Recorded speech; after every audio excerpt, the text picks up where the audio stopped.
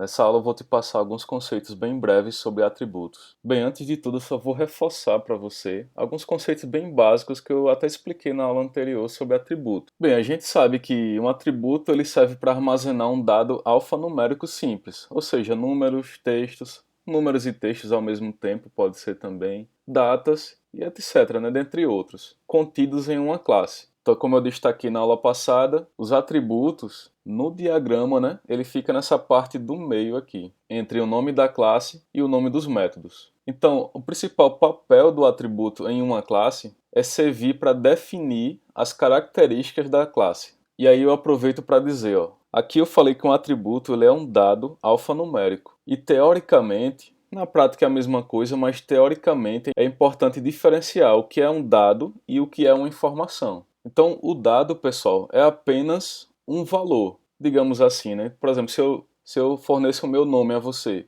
Eliomar, então eu estou fornecendo um dado apenas. Mas aí se eu forneço o meu nome, o meu CPF, a minha data de nascimento, a minha renda familiar, então eu estou te fornecendo informação. Então a gente entende o que com isso? Na prática, que um dado é um valor apenas e uma informação é um conjunto de dados associados, né? Esses dados têm que estar relacionados e associados. Então podemos dizer o seguinte: atributos são dados e a classe em si pode ser uma informação. Então, uma informação é um conjunto de dados, mais uma vez, e o dado é apenas um valor. Na prática, né, no dia a dia, a gente acaba misturando os dois, dado e informação, para dizer de um ou de outro, mas o que importa é que se entenda, né? Mas na literatura, na teoria, é importante saber dessa diferença. No paradigma orientado a objetos, a gente costuma dizer também que um atributo ele representa o estado da classe. Então a gente pode dizer que cada atributo desses são estados da classe. Já os métodos, a gente costuma dizer no paradigma orientado a objeto que ele define o comportamento da classe, as ações da classe, o que ela vai executar. E aí, como assim um estado, né? Como entender isso? Estado fica estranho, né? Como entender isso na prática? Bem, como os atributos eles definem as características do cliente naquele instante, por exemplo, se você consultar um cliente específico, você vai ver que naquele instante o CPF dele é tal, o nome dele é tal, a renda familiar dele está X. Então, por isso os atributos definem o estado daquela classe ou daquele objeto, melhor dizendo, né, já que ele está cadastrado. Já os métodos, veja que ele serve para modificar os estados muitas vezes ou até a situação que aquela classe, que aquele objeto se encontra. Então, os métodos eles servem basicamente para modificar os estados da classe ou dos objetos. Então, é assim que a gente consegue entender porque a literatura diz que os atributos são, na literatura orientada a objetos, né, os atributos são o estado da classe e os métodos são os comportamentos da classe. E aí, como eu falei na aula passada também, atributos na prática são variáveis. Você percebe aqui que variáveis têm tipos, variáveis começa com minúsculo, variáveis serve para guardar informação, ou melhor, guardar valor, né? Logo, atributos também são variáveis, mas como eles têm um objetivo bem específico, que é caracterizar a classe, então ele recebe esse nome no mundo orientado a objetos, no paradigma orientado a objetos. Essas variáveis específicas recebem o nome de atributos. E aí, como vocês já sabem, né, um atributo possui um tipo de dado apropriado, string, int, boolean, qualquer tipo que a linguagem permita. Eles possuem também um tipo de encapsulamento apropriado ou um tipo de proteção apropriada, né?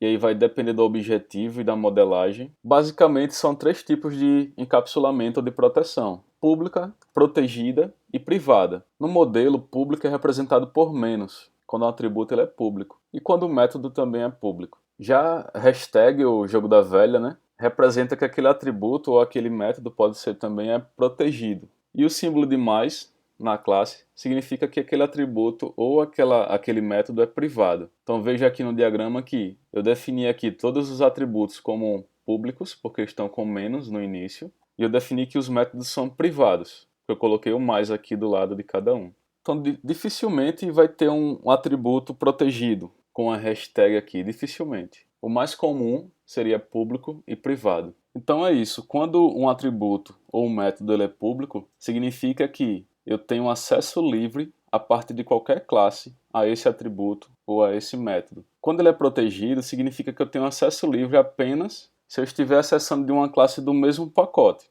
Então, classes do mesmo pacote conseguem acessar uma a outra. E privado, aquele atributo, aquele método fica restrito apenas na própria classe. Então eu só consigo acessar aquele atributo ou aquele método dentro da própria classe. A partir de uma outra classe, tanto se estiver no mesmo pacote ou não, eu não consigo acessar. Então só mostrando aqui na prática, vamos supor que eu tenho uma classe cliente com esses atributos aqui, ID, nome, CPF, data de nascimento. Percebam que é possível eu não colocar nenhum tipo de proteção. Eu não coloquei aqui public, nem privado, nem protegido. Então vamos só usar um exemplo aqui. Deixa eu criar uma classe com o nome teste dentro do mesmo pacote que eu estou, no pacote model, né? Dentro do mesmo pacote que essa classe cliente está. Vou dar o nome para essa classe de teste. Vou gerar o método main nela, criar ela já com o método main. E aí vou instanciar essa classe aqui com objeto. Chamar esse objeto de C, criar um objeto aqui ou uma instância na memória. Aqui é aula de modelagem, né? Mas é importante mostrar na prática para que vocês tenham uma visualização do que significa o desenho e qual o sentido dos atributos e dos métodos também, né? Apesar de não ser a disciplina de programação. Então aqui veja só, se eu tentar acessar alguma coisa dentro do objeto C, que é da classe cliente, né? Veja, eu estou em uma outra classe com o nome teste e eu quero acessar o que tem dentro da classe cliente. Como é que a gente faz para acessar? É com ponto, né? E aí perceba que aparece o atributo CPF, o atributo ID, o atributo nascimento, todos os atributos aparecem aqui. Ou seja, eu consigo acessar livremente os atributos daquela classe. Então isso significa que esses atributos aqui eles são públicos, já que eu estou conseguindo acessar de outra classe? Não, significa que são protegidos e eu vou provar para você. Eu vou criar aqui outro pacote, vou dar o nome de exemplo. E eu vou criar uma classe dentro desse pacote com o nome teste também. Estão em pacotes diferentes, então eu posso criar o mesmo nome de classe, não tem problema. Vou gerar o método main, clicar em finish, e aí vou fazer aquela mesma coisa lá, né? Cliente, C, new cliente, para criar um objeto. E vou tentar, ó, veja que ele já dá um erro aqui, porque eu estou em outro pacote, né? E ele não sabe aonde está essa classe cliente, eu tenho que informar para ele. Então vou clicar aqui na lampadazinha e vou clicar na opção import cliente. Ou então eu poderia digitar manualmente aqui, né? Import model.cliente, para dizer que essa classe cliente está dentro do pacote model. Agora sim sumiu o erro. E aí eu vou tentar acessar alguma informação ou algum dado, né, algum atributo ou método desse objeto cliente, dessa classe cliente. Veja, agora não aparece mais. Então o que significa? Que esses atributos aqui, quando a gente não coloca nenhum tipo de encapsulamento, por padrão ele é protegido ou protected. Então significa que ele está protected, assim, ó. Então, por padrão, quando você não coloca nada ao lado do atributo, nenhum tipo de encapsulamento, por padrão, ele é protected. Tá ok? Então perceba que a minha classe teste do mesmo pacote continua tendo acesso, ó, não deu erro nenhum. Já a minha outra classe, eu não tenho acesso, ó, nem aparece. Se eu tentar forçar aqui para colocar, ele vai dar erro. Olha só, ele vai dizer aqui, o campo cliente.cpf não é visível, ou seja, não está. Ele dá as sugestões aqui, ó, modifique a visibilidade para público, ou crie métodos get e set para CPF. E aí esses métodos seriam públicos, né, e eu conseguiria acessar. Então veja aí na prática, né, a diferença do protected. Vamos dizer agora que esses atributos são públicos. Então public, vou copiar aqui, né, para ser mais rápido, que eu não digito tão rápido assim. Pronto, public, vou salvar aqui, é importante salvar antes. Ó, então aqui no pacote, na classe do mesmo pacote, continua tendo acesso, é claro, né, já que é público os atributos. Já no pacote exemplo, que é outro pacote, agora sim eu tenho acesso. Veja que sumiu o erro. Então a gente aprende o que com isso? Quando um atributo ele é public, todas as outras classes, independente de estar em outro pacote ou não, vai ter acesso às informações ou aos dados dessa classe. Agora vamos colocar private, privado. Vou colocar só o CPF, né? Para ser mais rápido aqui, que é o que a gente está testando. Então, coloquei CPF como privado, e aí ele deu erro na classe teste e na outra classe teste também. Ó. Na classe teste do mesmo pacote, ele deu erro aqui dizendo que o campo CPF não é visível, então não consegue acessar, porque ele está protegido, melhor, né? Porque ele está privado, né? Então é isso, pessoal. Privado não vai ter acesso em qualquer outra classe, independente de estar no mesmo pacote ou não. Eu só vou conseguir ter acesso a esse atributo dentro da mesma classe. Aí sim. Por exemplo, se eu criar um método aqui, vou dar o nome dele de validar CPF, e vejam só, eu vou tentar fazer alguma coisa com esse CPF, aqui está na mesma classe. Por exemplo, CPF recebe alguma coisa aqui. Ele está dando erro ali porque tem que colocar um return, né? Que coloquei aqui return a boolean, então vou colocar aqui um return true. Só para dar um exemplo aqui, né? Ó, veja que eu consegui acessar o CPF que está na mesma classe. Eu não preciso colocar aqui cliente, ponto, CPF ou criar um objeto, não. Eu posso até fazer isso, não tem problema fazer, é possível fazer. Mas como eu estou dentro da própria classe e minha intenção é apenas mostrar que eu consigo ter acesso a esse atributo, mesmo ele sendo privado, mas como está na mesma classe, dentro da mesma classe, eu consigo ter acesso.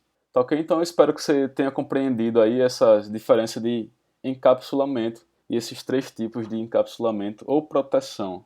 Então, eu acabei de citar para vocês a parte básica, quase uma revisão das outras aulas que eu apresentei o diagrama de classe para vocês, mas agora eu vou passar para vocês uma informação importantíssima sobre atributos, pessoal, muito importante para vocês. Dois tipos de macetes de como identificar atributos e principalmente assim, do que não fazer na hora de modelar, né? Do que não fazer com atributos na hora de modelar. Primeiro, um atributo ele não pode ser multivalorado e segundo, ele não pode ser composto. Como assim, né? Vamos primeiro aqui para o multivalorado. Então vamos supor que você tem um atributo com o nome telefones. Você tem lá a classe cliente e aí você decide que cliente vai ter telefones. Só que o interessado num projeto, né?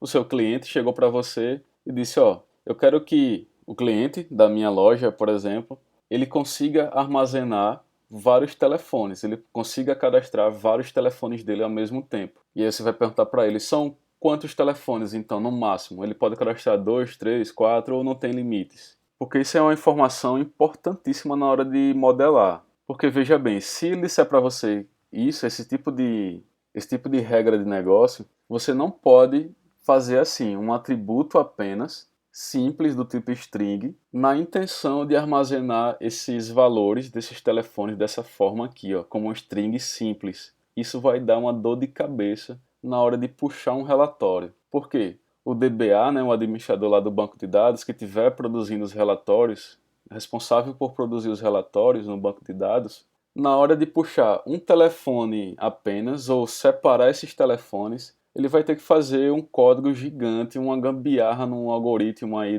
do SQL, da linguagem do banco de dados, para poder realizar essa consulta. Então veja, é muito difícil, é possível, mas é muito difícil e vai gerar um esforço da máquina para extrair isso daqui, para separar esses telefones. E outra, pode haver uma falha humana também. Por exemplo, não colocar traço, não colocar vírgula na hora de colocar os telefones, em vez de vírgula colocar traço, e aí dificulta mais ainda para o DBA, para o administrador do banco de dados, conseguir separar isso. Veja o inferno que pode causar uma coisa simples como essa, né, na hora de modelar. Então, qual a solução para a gente resolver e não gerar um atributo multivalorado? Então, vou dar um exemplo aqui no Astra. Estou com o meu diagrama da aula passada aqui, mas eu vou criar aqui outro diagrama, Create Diagram. É só ir com o botão direito aqui na pastazinha, ó, se você quiser colocar um diagrama no mesmo projeto e não criar um outro arquivo. E aí você vem em Create Diagram, diagrama de classe.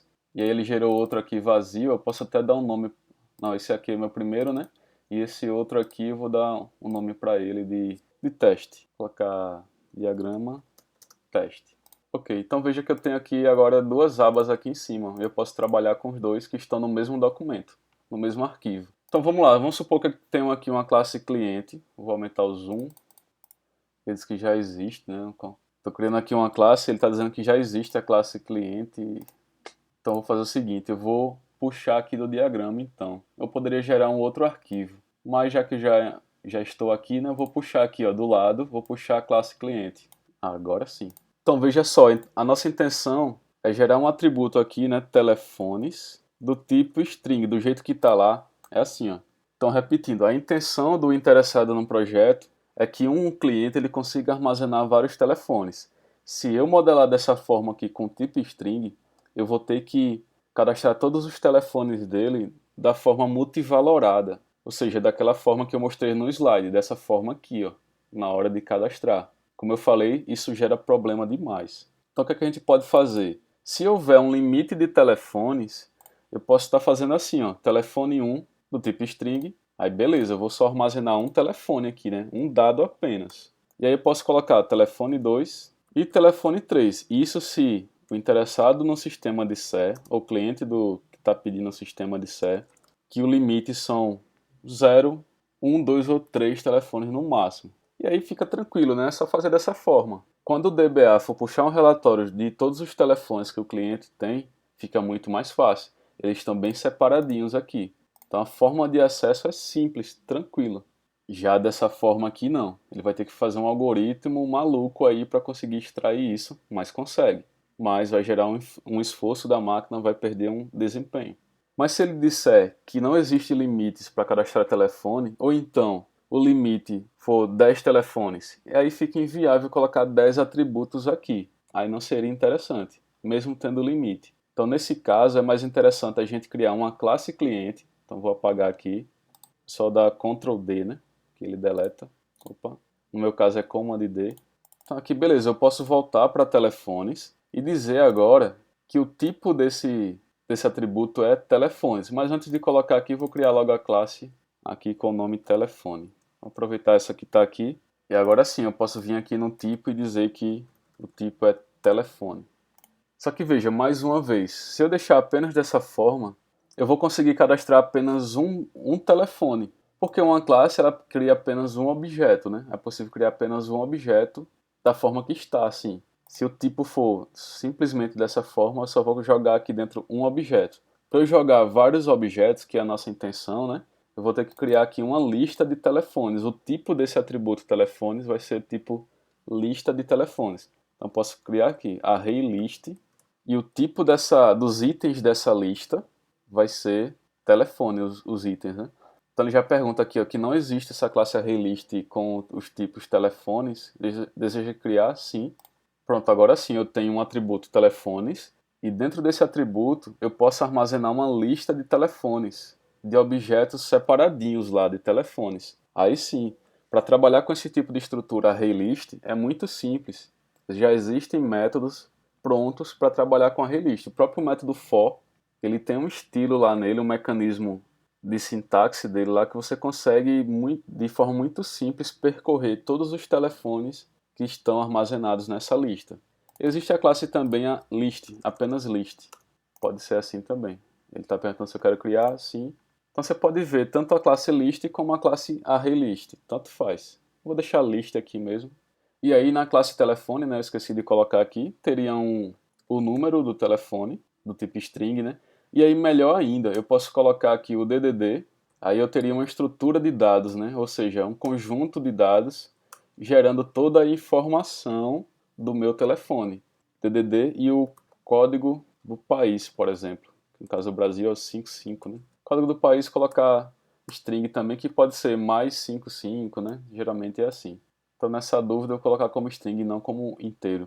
E aí eu relaciono, por último, essas duas classes, cliente e telefone. Aí sim, veja só, né, como muda a forma de programar, facilitando a vida do programador, facilitando, ou melhor, a forma de modelar, né? Facilitando a vida do programador e facilitando a vida do administrador do banco de dados quando for gerar lá os relatórios. Portanto, evitem atributos multivalorados. Se você se deparar com isso, resolva daquela forma, né? Então, e veja também que depende muito do que se quer no sistema, do que o cliente quer no sistema, né?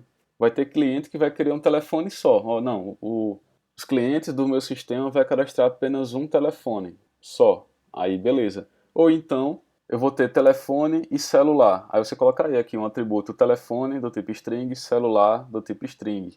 Aí mais fácil ainda, né? Mas, pessoal, mais uma vez, quando for uma lista ilimitada de telefones, telefone é um exemplo, né? Mas poderia ser outro atributo. Por exemplo, o endereço. Seria um tipo também que eu já vou dar como exemplo aqui no atributo composto. Um atributo ele não pode ser composto. Por exemplo, é errado colocar assim, ó, na hora de passar, na hora de guardar numa variável, num atributo. Você guardar dessa forma aqui é totalmente errado. É pior do que o multivalorado, porque aqui pelo menos você sabe que é tudo telefone, né? E aí fica mais tranquilo pro cara que vai gerar o relatório.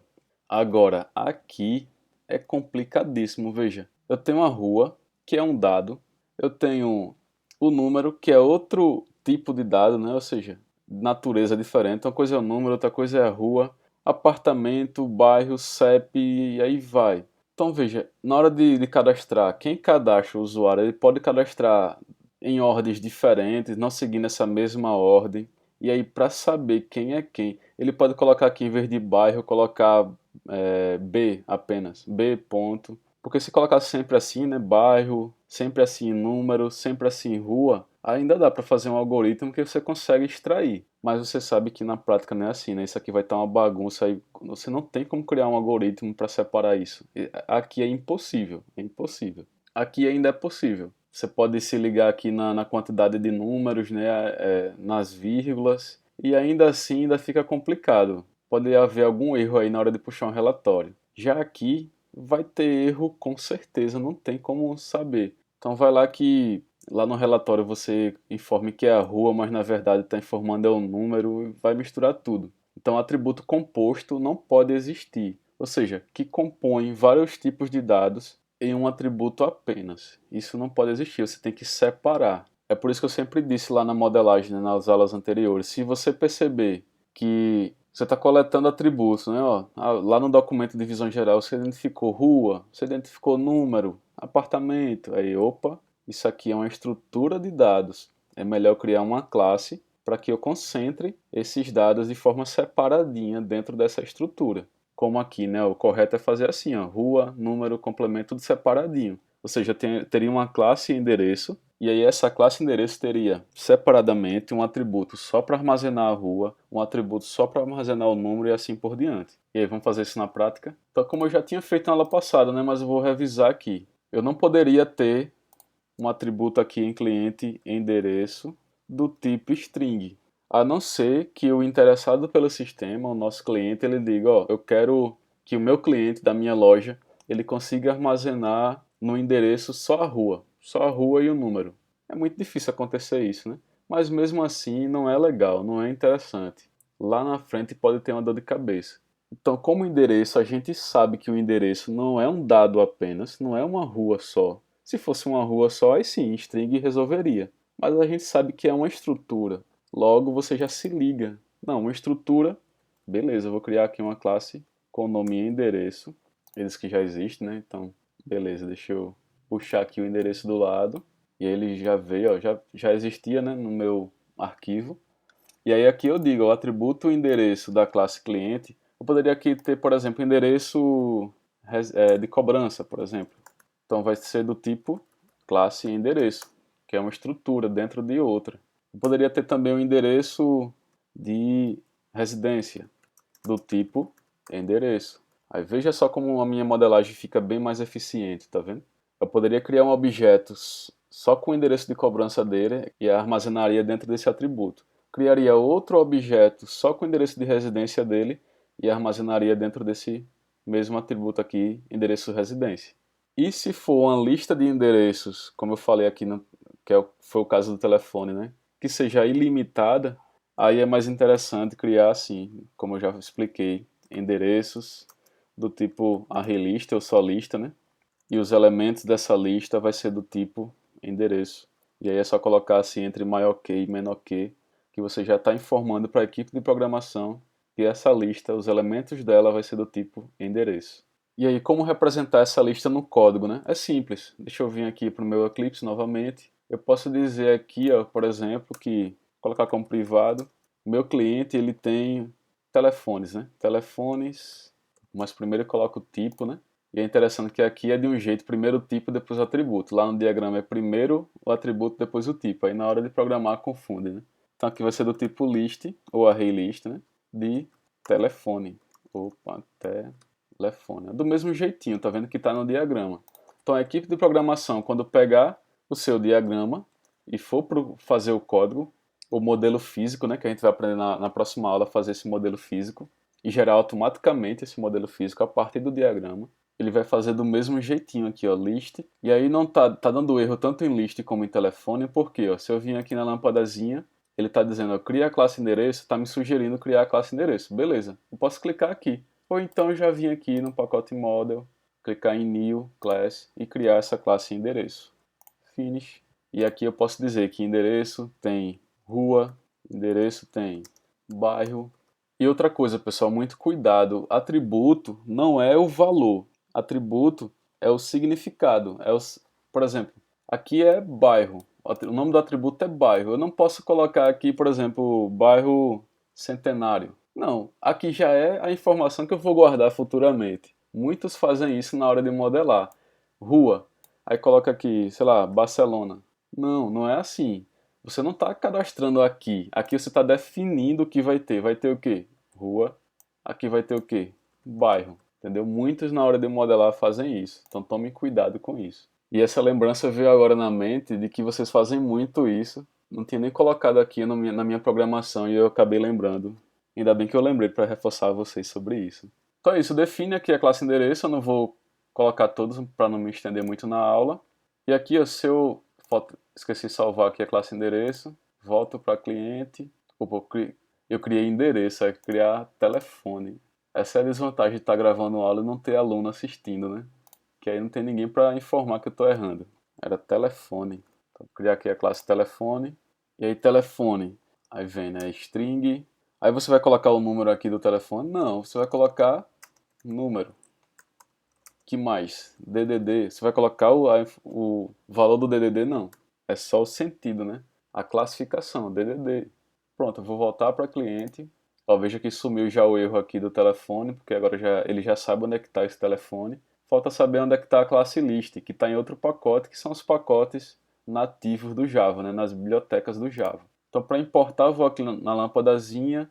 E aí tem vários pacotes que essa classe list está. Tem várias classes list em vários pacotes. Mas eu vou escolher essa aqui do pacote java.util. E aí ele já importou aqui em cima. Agora sim. Através desse atributo eu consigo armazenar uma lista de telefones. Isso significa que dentro dessa lista não vai poder ter string. Dentro dessa lista não vai poder ter inteiros, decimais. Só vai poder ser possível armazenar objetos do tipo telefone. Que telefone é uma estrutura, né, que contém número e DDD. Então é dessa forma, pessoal, que a gente organiza de forma orientada a objetos. E aí só faltou relacionar aqui no endereço com cliente. Eu vou tirar aqui essa lista de endereços. Eu vou deixar como está assim, ó. Cliente tem um atributo endereço do tipo cobrança e endereço residencial. Eu vou só acrescentar aqui para vocês. Veja que isso aqui é o modelo físico, né? É o modelo conceitual físico que eu apresentei na aula passada para vocês, que é o modelo de nível mais baixo. Seria o último modelo já, né? Aqui o atributo é endereço, cobrança. A ordem não importa, pessoal, pode ser em qualquer ordem, isso aí não é importante. Eu gosto de seguir a mesma ordem que está aqui no diagrama, eu sigo a mesma ordem no modelo físico, mas aí é de cada um, né? E aqui endereço, cobrança, opa, já coloquei de novo o nome do atributo antes. Aqui é endereço, né? Pronto. E o outro atributo a ser adicionado é o endereço residencial. Então, isso são duas variáveis, são dois atributos que a gente coloca aqui da mesma forma que está estabelecido no diagrama. E aqui no diagrama estabelece que ele é privado, né? Porque eu coloquei o menos. E agora eu lembrei, pessoal. Eu coloquei lá público com menos, mas é privada que é com menos. Deixa eu só corrigir aqui, né? Me perdoem aqui que eu informei que público é com menos, mas público é com mais. E privado é com menos. O macete para lembrar disso é saber que o mais tem o sentido de compartilhar, né? Ou seja, público. Aí público é mais. E privado tem o sentido de proteger, de restringir. Então é o menos. Eu tinha esse macete, mas não sei por que eu consegui cometer esse equívoco aí. Mas protect é hashtag mesmo, não muda não. Então é tanto aqui o Asta, ele permite colocar aqui a hashtag. Tá vendo? Ele permite.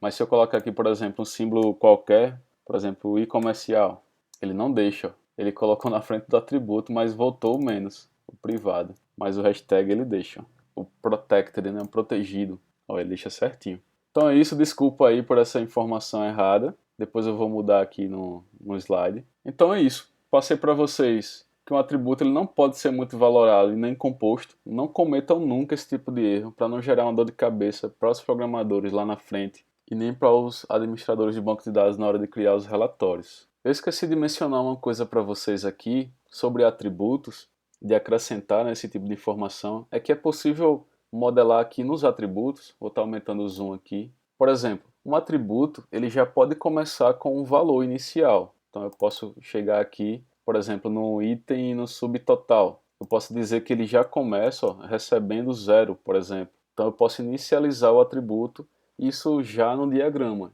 já no modelo de diagrama de classes. Aqui em quantidade também eu posso modelar isso.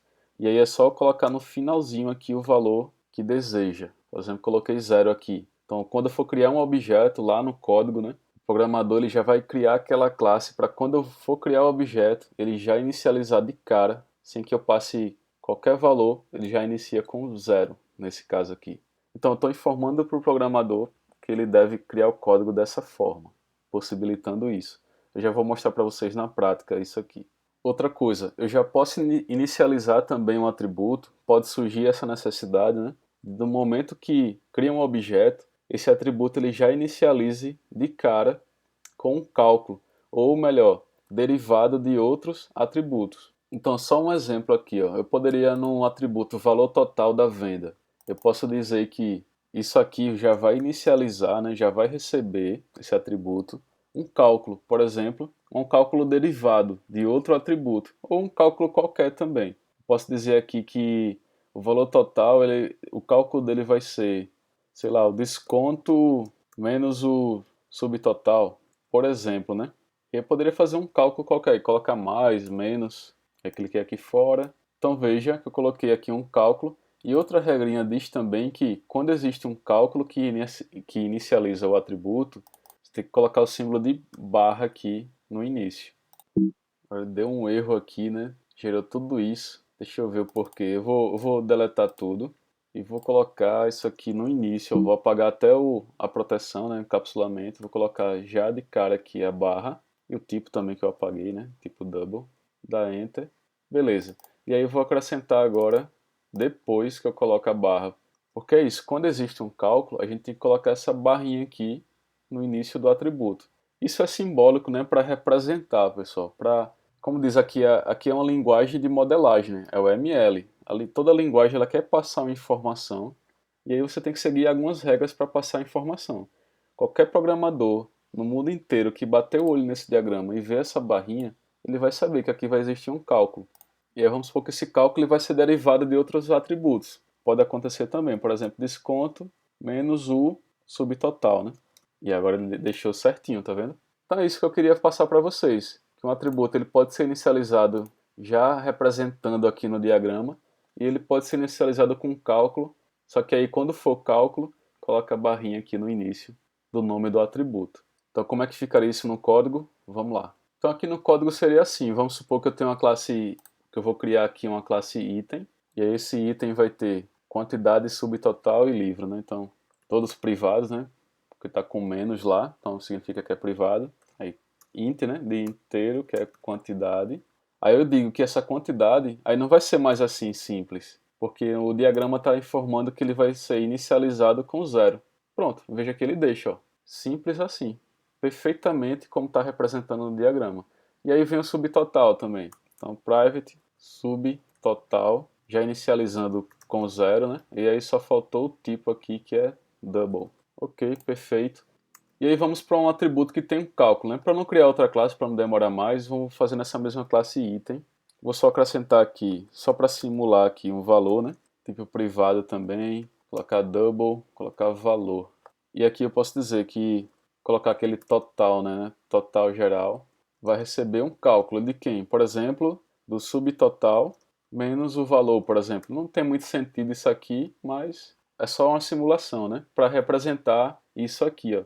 É claro que você não vai colocar uma barrinha aqui no código, né? Você só vai colocar o cálculo no código. Esse cálculo poderia ser tanto derivado, como está sendo aqui, como, por exemplo, 10 menos 5, pode ser também, não tem problema, tanto faz. Mas geralmente você vai encontrar dessa forma aqui, derivada de outros atributos que já existem.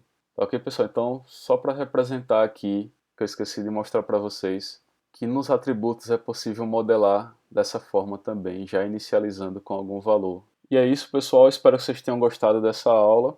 Então, até a próxima aula, que vai ser sobre o modelo físico. A gente vai pegar o diagrama e passá-lo para código, né, para o modelo físico completamente.